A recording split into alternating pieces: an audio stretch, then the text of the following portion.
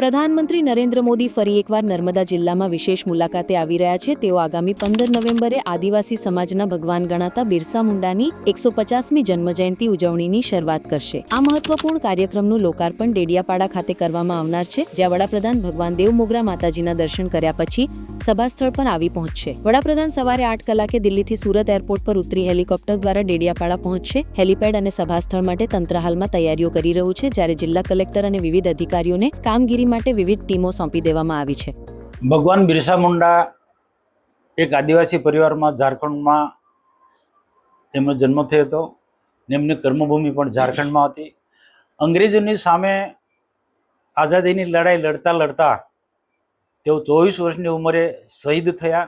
આજે દેશના પ્રધાનમંત્રી નરેન્દ્રભાઈ મોદી સાહેબે આ સમગ્ર દેશની અંદર બિરસા મુંડાને એક જબરદસ્ત મોટી ઓળખ આપી છે અને આજે સરકારી કાર્યક્રમો થકી એના અલગ અલગ જન્મજયંતિના કાર્યક્રમો પણ પાછલા વર્ષમાં ઉજવાયા છે. સરકારે ઉજવ્યા છે, રાજ્ય સરકારે ઉજવ્યા છે, ભારત સરકારે ઉજવ્યા છે અને આ વખતે 150મી જન્મજયંતિ ખૂબ ધામધૂમથી ઉજવાય, આદિવાસી ગૌરવ દિવસ તરીકે ઉજવાય એ માટે દેશના પ્રધાનમંત્રી નરેન્દ્રભાઈ મોદી, ભારતીય જનતા પાર્ટીની સરકારે બહુ સુંદર પ્રકારનું આયોજન થયું છે.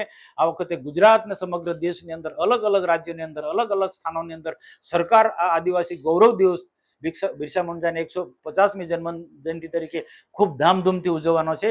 અને મારે એક આનંદ સાથે જણાવવાનું કે દેશના પ્રધાનમંત્રી નરેન્દ્રભાઈ મોદી સાહેબ ગુજરાતના નર્મદા જિલ્લામાં આવે એ રીતના સંપૂર્ણ તૈયારી ચાલુ રહી છે. વહીવટી તંત્ર એના માટે જગ્યાથી માંડીને સ્થળથી માંડીને બધી રીતના એ શોધી રહ્યું છે કે આવા કાર્યક્રમ ક્યાં કરવો, ડેડિયાપાડા કરવો કે પછી ક્યાં કરવો, અને એ રીતના સંપૂર્ણ રીતના આખી ટીમ, જિલ્લાની ટીમ કામે લાગી ગઈ છે.